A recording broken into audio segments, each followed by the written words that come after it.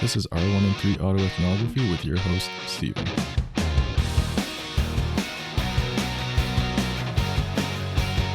On today's episode, we have a special guest, Annika, who's a kinesiology student at the University of Saskatchewan. On this podcast, we talk about our lived experiences with mental illness. So before we get started, you gotta know that we are not medical professionals, and you should see your doctor if you're concerned about your mental well-being. So why don't you tell us a little bit about yourself, Annika? Okay, so I'm going into my 4th year of kinesiology. Grew up in a small town in Alberta called Medicine Hat.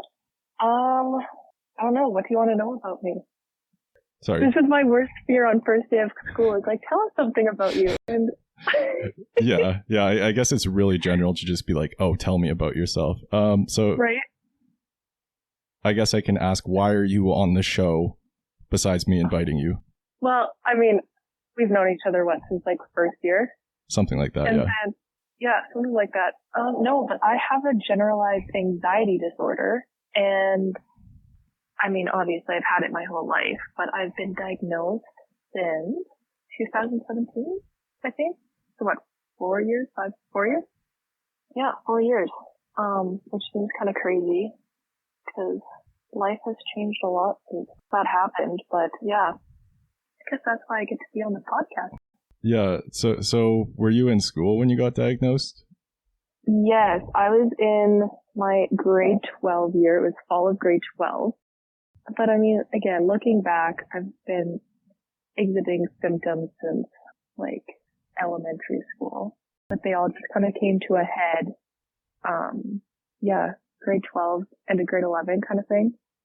Yeah, it was kind of funny though, because I went to my doctor because I was experiencing like tingling in my hands and feet, which I now know are like kind of part of what happens to me when I'm having a panic attack. And my family doctor at the time wasn't a big believer in mental health. And so he told me I probably had MS. Wow. Which, I mean, for someone with anxiety, that's not really a awesome thing to hear. Because then, of course, I went to worst case scenario. And so I researched the hell out of MS. And yeah, we went to the neurologist and he's like, yeah, there's nothing wrong with you. I was like, oh, okay. So then, yeah, family friend of ours is also a physician and she's she's definitely an advocate for mental health, especially children's mental health. So she's the one that gave me my formal diagnosis and kind of got me started on the path. Right. So with that other doctor, did you kind of describe what was going on like in your head too, or did he just automatically assume, oh, this bitch has Did he automatically just assume? Sorry. Did he automatically just assume that you had MS based on like the tingling thingy? Yeah, well, so I think when I went to him, it was mostly because of the tingling, but then like I'd also get like heart palpitations. And prior to my diagnosis, I was naive to think enough that I wouldn't be affected, right? Like I got out of bed every morning, so I didn't think I was depressed. I had a good group of friends. I have an awesome family. Like I have a huge support system. So I was like, no, it can't, like, it's not in my head. So part of it was I don't think I told him what I was feeling internally, like where my headspace was at all. So I guess not that it was my fault that he jumped right to MS, but that wasn't necessarily brought to his attention. But I mean, if you look at the symptoms I told him, I mean, it makes sense that I went to MS, but also a healthy 16-year-old probably without a family history of MS probably doesn't have MS. Yeah, that's fair. Right? So it kind of sounds like you, what's the word? Gaslit yourself a little bit. If you were to have a panic attack or a depressive episode before you were diagnosed, what did you tell yourself? So I'm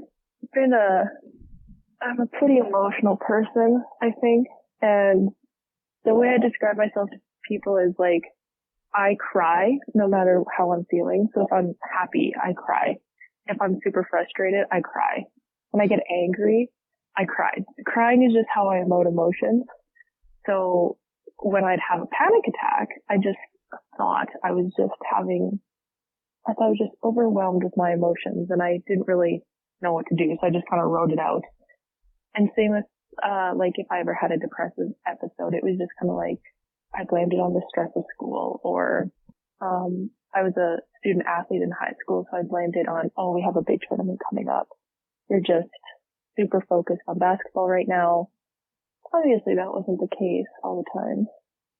And how did you feel when you started telling yourself these things?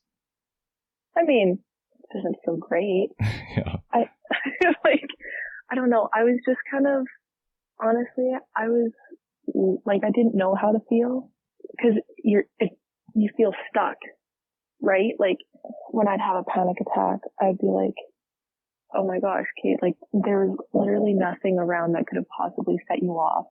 Why is this happening to you kind of thing? Mm-hmm. And so when it got really, really bad, like right before my diagnosis, it was scary because like one of the things with a generalized anxiety disorder is like you start to have anxiety about your anxiety and it kind of snowballs. So I'd start to feel anxious, be like, oh my gosh, Kate, I can't have a panic attack in the middle of class. Like I can't have a panic attack at school. People can't know, that kind of thing. So, I mean, prior to my diagnosis, I wasn't doing anything to help myself. Let's just put it that way. Yeah, that's fair. And I guess, like, what were you thinking when you went to get that diagnosis? I mean, I just wanted an answer about why I was feeling the way I was feeling because no one that I didn't know anyone that had struggled with mental illness or felt the way I was feeling. So I felt very alone. And it was funny because when my family doctor initially told me I was going to get tested for MS, like I said, I researched the hell out of it and I was like, okay, do you know what? People live with this disease all the time. Like there are some treatments like in my head that I could go through and be like, okay, this is my plan. Right? Like there's very obvious steps on how to deal with this disease. But then when I found out it wasn't MS, I was kind of scared again because I was like, oh my gosh, like now what is this? And so then when I found out it was an anxiety disorder, I felt lost again because there's nothing that tells you, okay, this is how you live with an anxiety disorder. Like, you know, they tell you, okay, if you end up being medicated, you're probably going to have to try out 3 or 4 medications before you find the one that works for you. Or when you're looking for like a counselor, you might not find one that works for you right away. You might have to try out a couple. And I was like, I don't want that. I want an easy fix right now. Like someone tell me what I need to do to get better. Mm-hmm. What was going on through your head when you officially got that anxiety diagnosis? I mean, part of me was relieved because it was an answer, right? We took the question out of everything. But also, I mean, I always thought I was very supportive of people with mental illness until it was me. And like, I was definitely not ashamed, but I didn't want to talk about it. And I didn't want people to treat me differently. I'm very lucky that, the doctor that diagnosed me, like, I've known her for quite a bit of my life. I had a good relationship with her going in. But she explained things to me because I think she understood that, I needed to understand what was actually going on. And so she explained how, like, depression and anxiety go hand in hand. And when you have one, most of the time you have the other. And so when I heard, okay, you have anxiety and you have depression, I was very worried people were gonna like step on eggshells around me. Cause again, in my head, very new to the world of mental illness, I thought being depressed meant you were suicidal. And I was like, okay, like, can't say anything to make people think that you're like in a very bad place. Like, I don't want people to not argue or disagree with me because they don't want me to turn around and freak out, that kind of thing. Like, prior to my diagnosis, I'd seen how my mental health was affecting my family, especially my parents, because like, I think it scared them just as much, if not more, than it scared me. And I was like, okay, I was really worried about how it was going to affect the people around me, right? More than how it affected me. Yeah. But yeah, and I found it very difficult because, and I don't know if this happened to you too, but after my diagnosis and once I had finally like wrapped my head around what was going on and people started asking me questions, and I remember that Christmas we traveled down to Anaheim for a basketball tournament, and it was like 2 weeks after I started my medication, and I had to remind myself every day, okay, you have to take your medication, like, and so sometimes I'd, like, the alarm would go off on my phone and we'd be whatever, and I'd be like, okay, hold on guys, like, I just have to take my pill or whatever. And my teammates that I was rooming with, they asked me, they're like, so, like, what is anxiety? What is an anxiety disorder? And I didn't know how to answer them. I didn't know how to explain it to them because in some ways I didn't even understand what was going on. And it's really, I found it very hard to describe to people what I was feeling. Because they were like, okay, like, what's it like to have a panic attack? And I really wanted to answer their questions because I was like, we have to break the stigma. We have to be able to talk about this, but I didn't know how to talk about it. Mm-hmm. I almost find that it's much easier to explain this stuff to people who suffer from the same things, because you're like, oh yeah, this certain symptom, you've experienced it before too, right? But if it's someone neurotypical, it's a lot harder to explain panic attacks, anxiety, or depression without going into those stereotypes in media. I'm having a hard time finding words, but you can kind of understand what I'm getting at. Yeah, no, I totally know what you mean. And yeah, so I don't know. So then I felt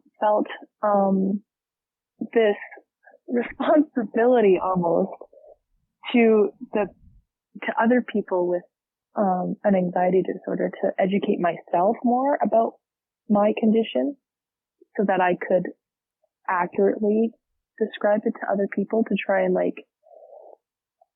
try and break the stigma, because I didn't think there was a stigma until I was someone who suffered from mental illness. Mm-hmm. Like, it's not until you feel it being projected on yourself, I think, that you understand the scope and really the existence of it. Because, when, again, prior to my diagnosis, I was like, oh, of course, like, I 100% support people with mental illness. I'm like, oh my gosh, I would never treat someone with anxiety or depression or anything differently. And then when you get treated differently, you're like, holy crap, like, this is real. Like, this isn't just something that they talk about in the media. This is the real deal. Yeah, when you said this is real, that really resonated with me, because that's exactly what I thought when I got diagnosed. Because before, with my ADHD and anxiety, I was reading about it and I was like, okay, this could be real, right? And then I get diagnosed and I'm like, oh shit, what do I do? This is real. I can't get away from it. Right? Oh my gosh, yes.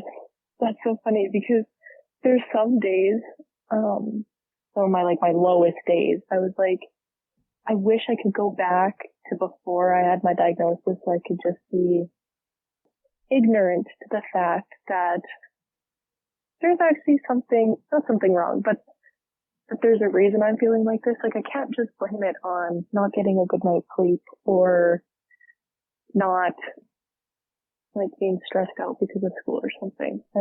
There were times when I was like, oh my gosh, why I really wish I could just blame this on whatever I wanted. I could justify these feelings however I wanted, but now there's an actual label. And yeah. I wanted to ask you, like, how long did it take for you to actually accept these diagnoses? I'm not gonna lie, it took a long time. Okay, so I got my diagnosis, I want to say in October, and I started medication in December. And so I was super, like, I was like, okay, great, we're gonna take this medication, it's gonna help us. And so I took it until I moved to Saskatoon for first year university. And then, just like, it's so funny, I stopped taking my medication because I was like, oh, I'm better. After many years of watching TV and being like, oh my gosh, why don't people with mental illness just keep taking the medication? That's what makes them better, and all this. And so I stopped taking my medication because I thought I had cured my anxiety. Yeah. That's not a thing. So it probably took me until my second year of university. It probably took a good 2 years for me to actually accept this is something I'm going to struggle with my whole life. Not necessarily struggle. I'm going to have to live with this my whole life. It's part of who I am, but it doesn't have to be the only part of my identity.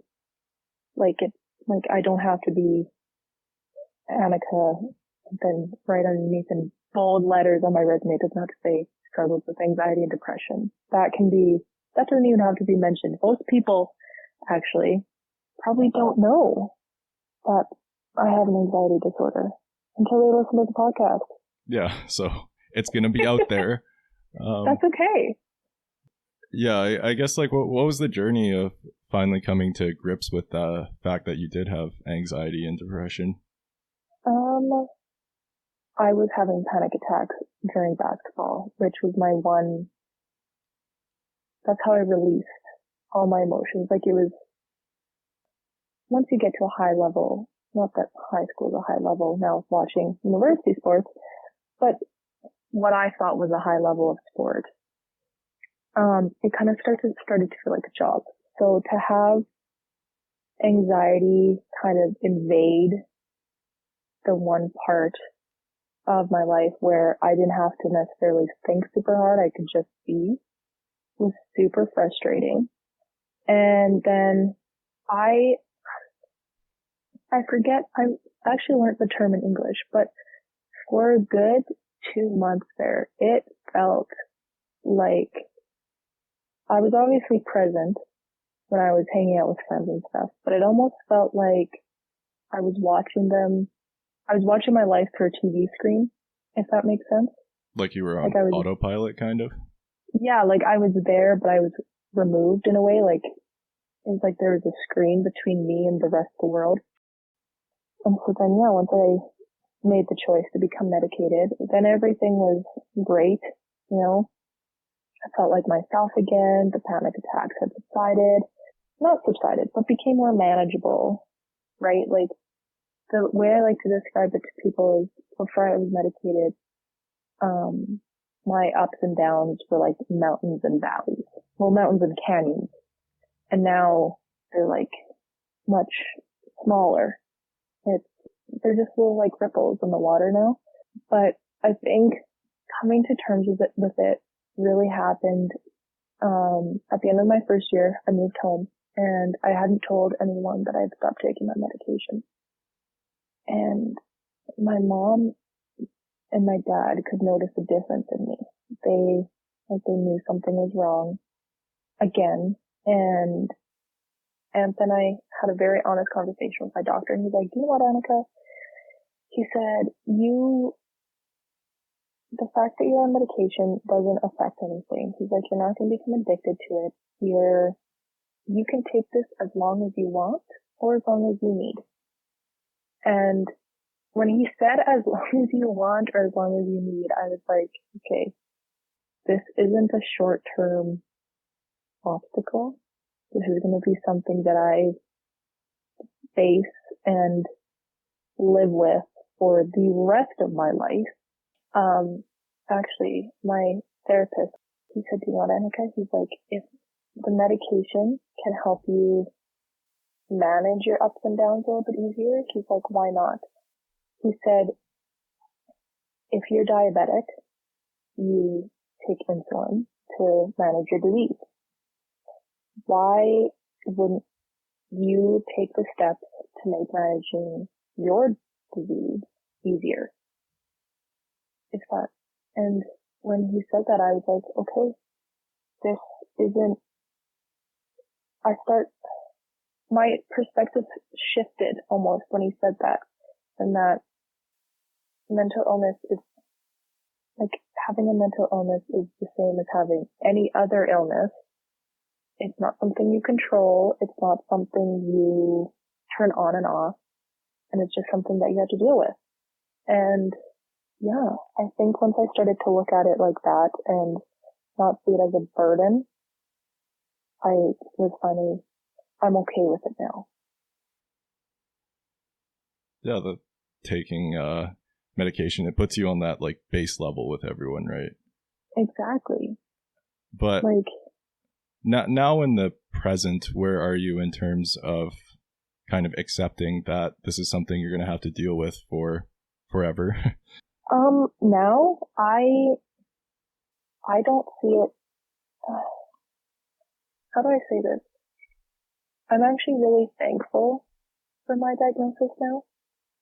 I mean, it's by no means do I mean to say I'm super outspoken and I rarely post on social media, but like it's given me the opportunity to educate people about mental illness. Like the first time I kind of saw this as a blessing in disguise is I was coaching spring club basketball, and I knew one of my players struggled with anxiety herself, and she was very new to she had just gotten her diagnosis, like she's very new to her mental health journey, and she was on the court, and I could see she was struggling, and so I pulled her off the court, and I told the other coach, I was like, hey, you deal with everyone else. I've got her. And she was having a panic attack. So I took her out of the gym because I knew from my own experience, you cannot try and manage a panic attack in a loud gym with bouncing balls and screaming girls all around you. Yeah. And so I took her to a stairwell, and I knew that for me to get out of a panic attack, my mom would bear hug me. There's just something about the pressure. And so yeah, I sat there and I bear hugged her. I think we sat there for 20 minutes until she managed to write out the panic attack. And it was like when she looked at me and she's like, how did you know how to do that? I was like, because the same thing happens to me. And that's when I was like, okay, this isn't a bad thing. I can help other people who are going through this. I can do what I can do my part to break the stigma, and I can be, open about my journey and my diagnosis, because, I was nervous to come on here. I'm not gonna lie. Yeah, that's fair. But, cause again, oh gosh. Obviously my closest friends know that I struggle with mental illness, but most of my acquaintances don't. So, hopefully everyone listens to the podcast, but, to be like, okay, I'm actually exposing myself on the internet. It's going to be there forever. But, it kind of comes with the job, no? I'm still terrified of doing this, and I'm terrified of people recognizing me in real life because of doing it. But I think that's a really touching story that you told, where that experience that you had came to play, and that's kind of one of the things that I want to do with this podcast, is that rather than having that experience just being suffering, being able to help people who are dealing with it as people who kind of know how we can make it better for ourselves, right? Totally. If I can help a player on my team not feel as alone as I felt, that means the world to me, because I mean, it was super scary going through the diagnosis, and it was terrifying. And I mean, if I can make it easier for someone to be like, you know what, you're not alone in this. There are so many people just like you that are struggling. But yeah. But you're right though. It's terrifying when you feel like you're alone, and especially when you feel like you're young, because you know you can chalk it up to like puberty, or I'm too young to be struggling with anxiety or depression, right? Right. Because like the part that always fascinated me, again, before I gained a real understanding of what an anxiety disorder really is, sounds like, hey, there's been nothing traumatic in my life to trigger this. Like all my family members are alive. I have not been like seriously injured. Like there's nothing, again, like the media portrays it kind of incorrectly, I guess. It always seemed like there's a big life event that triggered people to struggle mentally. And I'm like, and I was just like, I was like, there's nothing that's happened. Yeah. Mm-hmm. But when there's nothing that happened and then those feelings come up, you have to blame something, right? And most of the time that's going to be yourself. Oh, 100%. Totally. When I first got diagnosed, of course, they explain it to you like, okay, so the warning center in your brain sometimes sends out false signals or overreacts to things that actually aren't of great danger to you. And when that happens, you experience this panic attack, which is a very simplified way of explaining it to people. Yeah. And it works for people who don't understand. But again, it's like, it almost places the blame on the person experiencing it. Like it's your control center, your brain's overreacting, that kind of thing. And then first year I took a intro psych class, and they actually like explained, you know, like the chemicals, like there's just chemically there's something just not working correctly in my brain. And I was like, okay, so it's nothing that's in my control. I can't control what neurotransmitters are released. Right? It's just the forces of nature, I guess, that have gifted me with this anxiety disorder that I have no control over. I mean, I have control over it, but yeah. I can't. But after you learned that, it kind of felt more real, right? Because I can definitely remember before I knew a lot. I was kind of the same as you. Like I would think like, oh yeah, I can support people with anxiety and depression, but I always had that thought in the back of my mind, this is going to be terrible, that it was just kind of something that people like made up, right? Because I didn't know that there was something that was like actually going on, like physical differences in the brain or differences in the levels of neurotransmitters in people's brains. So I thought like this is literally just in people's heads. Oh, yes. Okay. I was the same way. And yeah, I mean, and it's until I really grasped, like, and understood that it's not something people choose. I mean, how do you not blame it on yourself and be like, okay, Annika, just snap out of this. You're fine. Stop being anxious. Stop being depressed. This is in your head. Just easy fix. Just turn it on and off.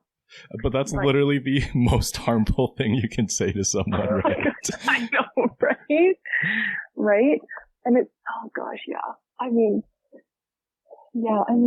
and again, I had the most amazing support system, but there were people where it's like, okay, like, just don't freak out. And it's like, okay, well, you know what? I'm not freaking out. I'm having a panic attack. And I can't just stop it. It doesn't quite work like that. Yeah, you can't yell at yourself loud enough so that your brain starts like releasing the correct amount of neurotransmitters, unfortunately. Right? Yeah. Well, and it was I think it was grade 11. And it was, again, looking back, it was probably when I was at close to my worst point. The psychologist I was seeing, we were trying to work on, again, we didn't know at the time that they were panic attacks, but these, like, we called them episodes, where I'd, get all fuzzy-brained and cry and just, like, not be able to focus. And so he asked if I could feel when they were coming on. And I said, oh, well, sometimes, like, depending on the situation, I can feel, okay, yeah, there's probably, here it goes. So he started to get me to write words on my wrist, so that specifically during a basketball game, I could glance at them and I'd read it and it would remind me that everything was okay and just do some breathing and come back to the present. And so on one wrist, I always had bucket written on it because, like, that's the mindset you have to have. Bucket, it's a basketball game. Bucket, if you miss the free throw, who cares? That kind of thing, because I was very uptight. On the other wrist, I had the word perspective written. And perspective I found, like, really was the word that really helped me. You have to, like, reframe how you're looking at things. And again, it's just a high school basketball game. You're not in the NBA. Your life doesn't ride on this free throw. But also, like, it wasn't just sports specific. Like, when I was in math class, if I was struggling, like, I'd glance and be like, okay, like, let's gain perspective. This is one question on one test in grade 12. This isn't going to matter in 20 years.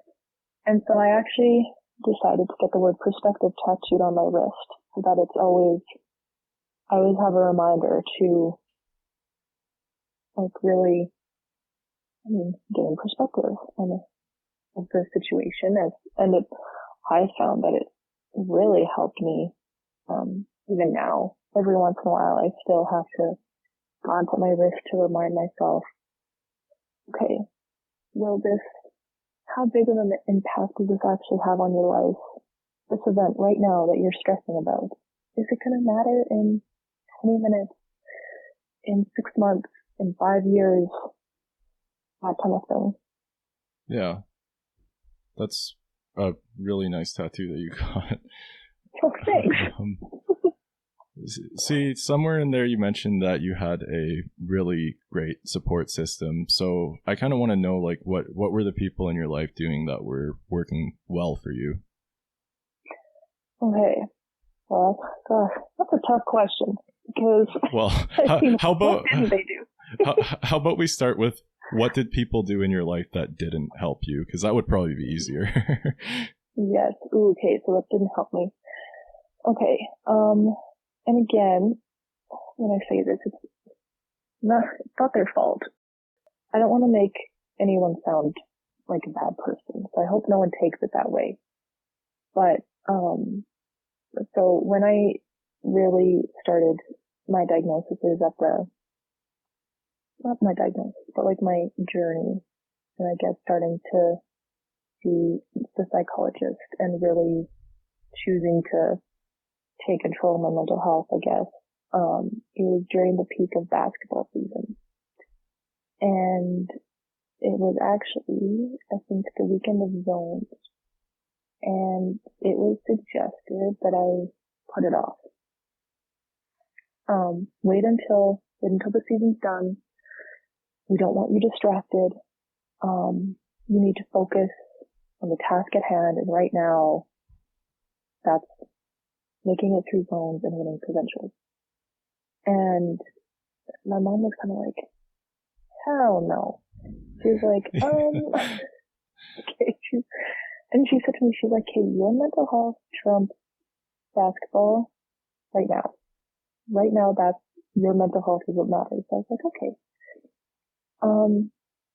Another thing that happened that wasn't super helpful was when I'd, so when my anxiety is at a high, I get very short with people, and I am very quick to become angry.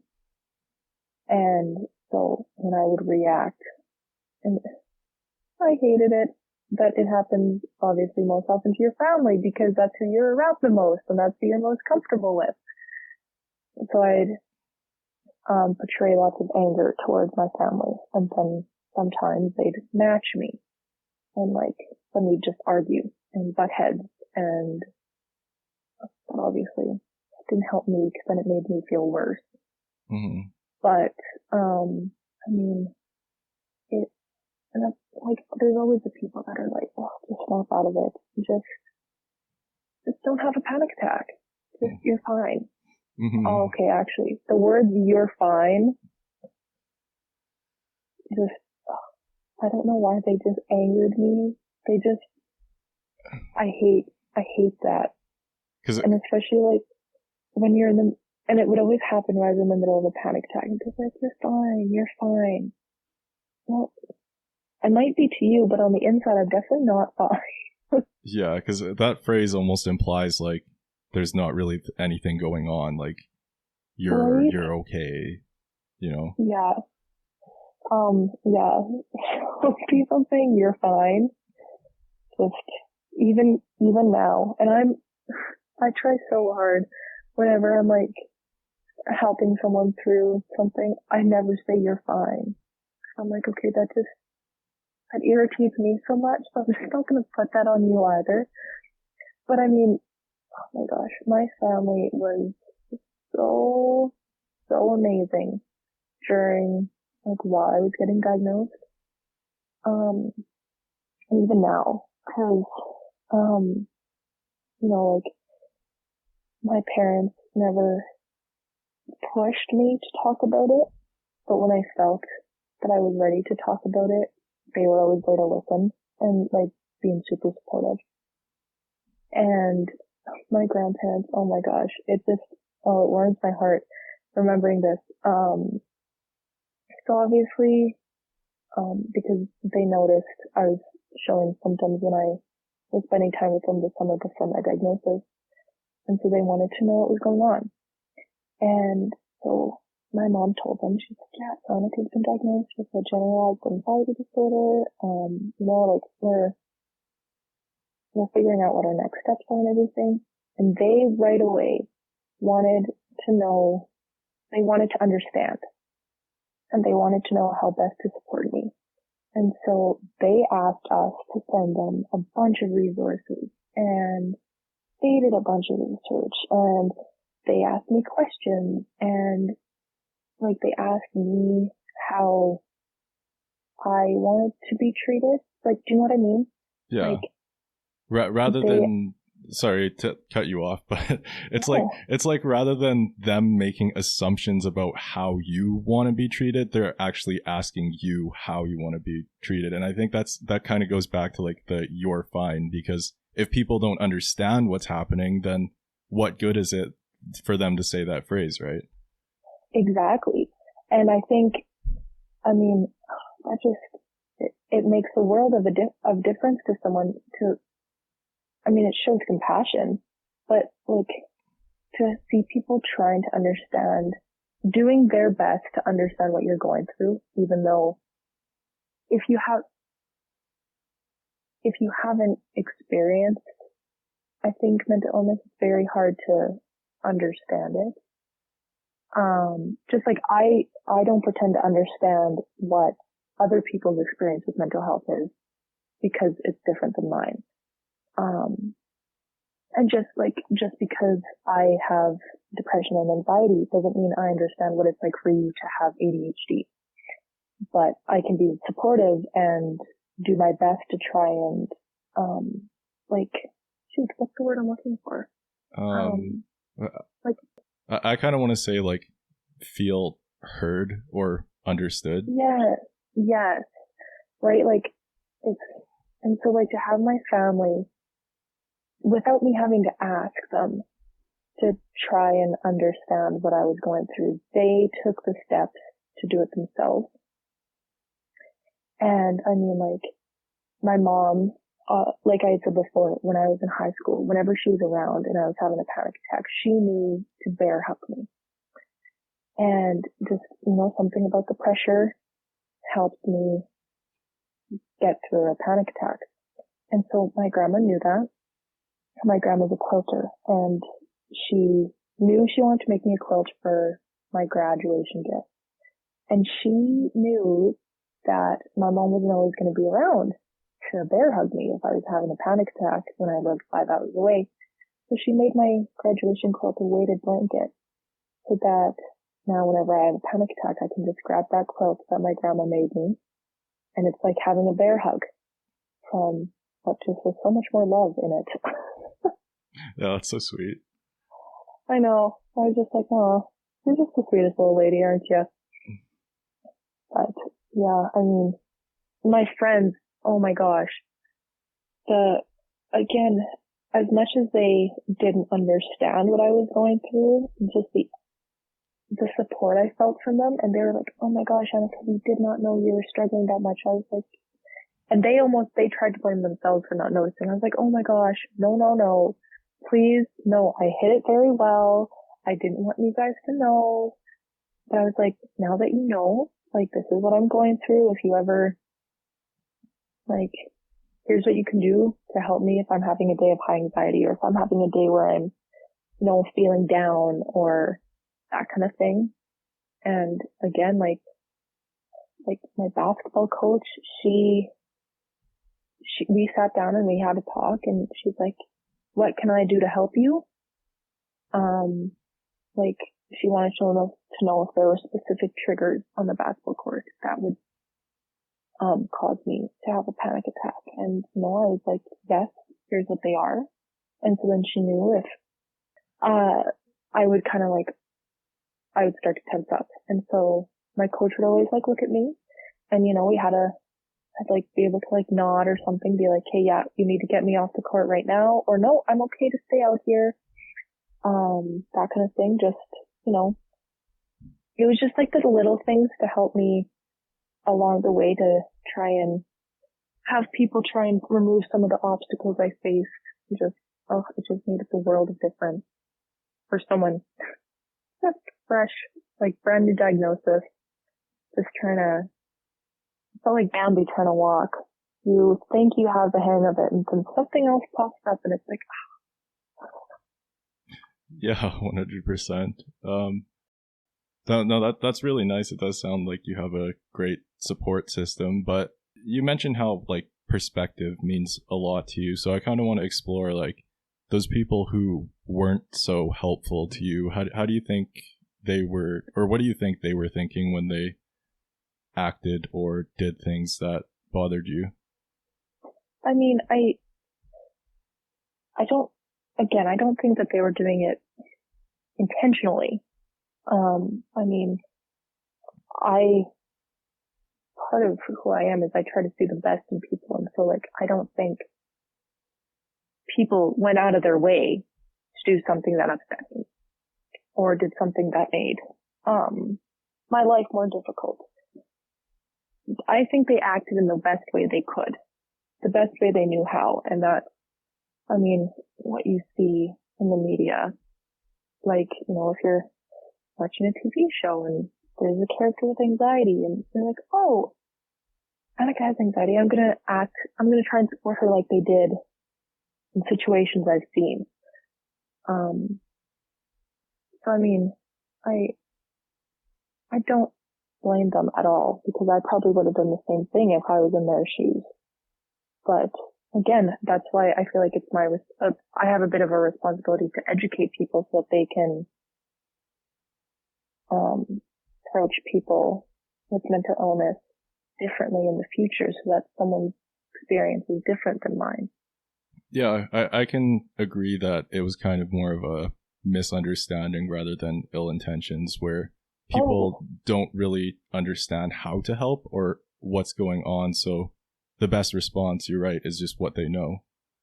Exactly. Well, and I felt bad too, because when I first got diagnosed and people asked, oh, what can I do to help? I was like, I have no idea, actually.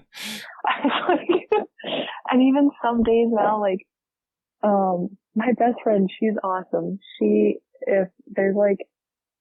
I'm having, a bad day, she's like, what can I do to help? I'm like, I don't know. I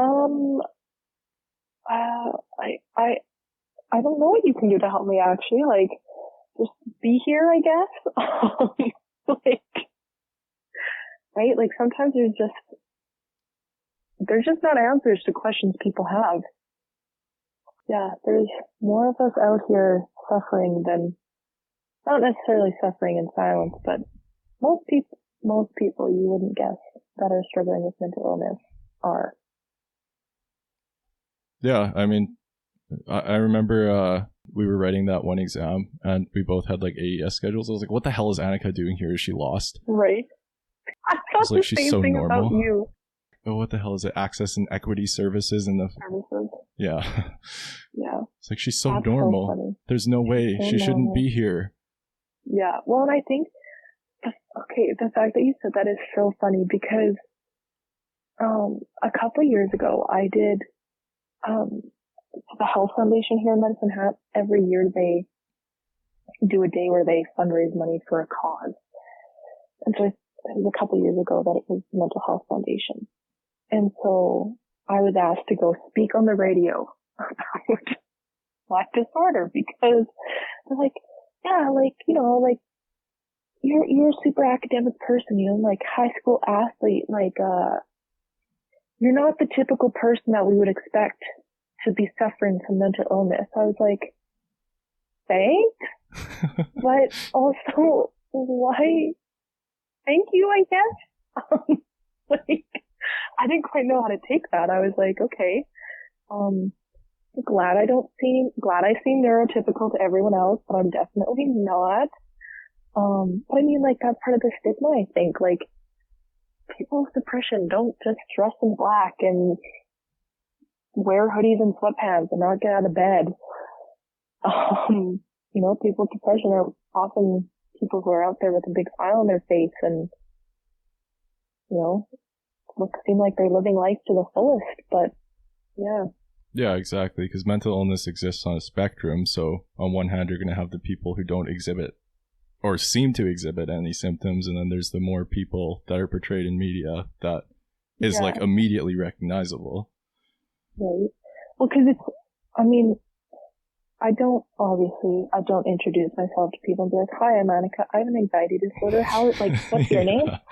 Like, I don't, it's not one of the first things that I bring up, but as I get to know people, if it comes up in conversation, it's so funny how many people are shocked to hear, because but then also I say that, but at the same time, when I heard about you and Levi starting this podcast, I was like, I had no idea you guys both had diagnoses, and I considered you guys some of my closest friends, and I had no idea.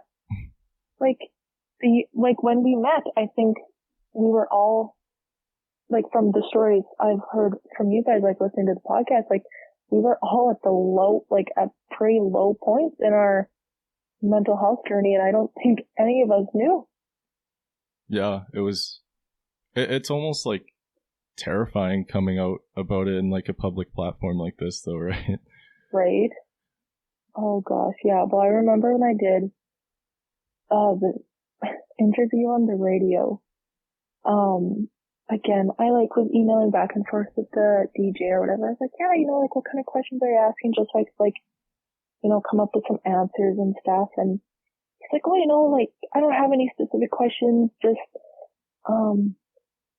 tell us about your mental health journey. So I typed this thing up and I printed it off, and I printed it off 11-point font, single spaced.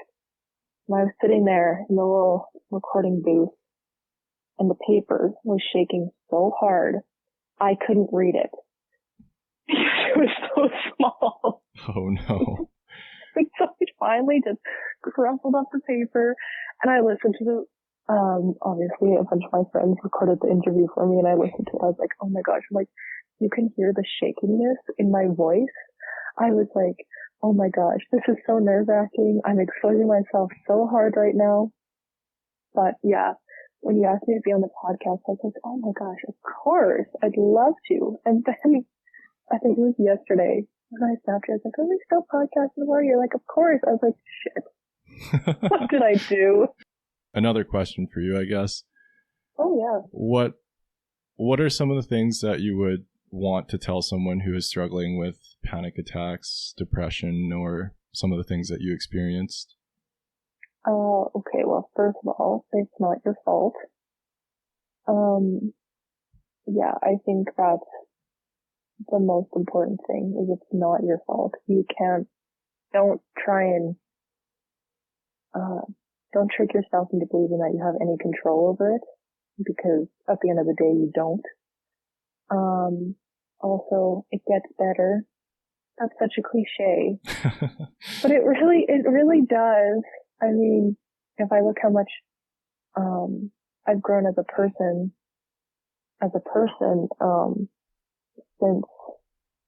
since my diagnosis and since experiencing panic attacks, and I mean, I still do, but like, it's I see it as a blessing. I know not everyone would.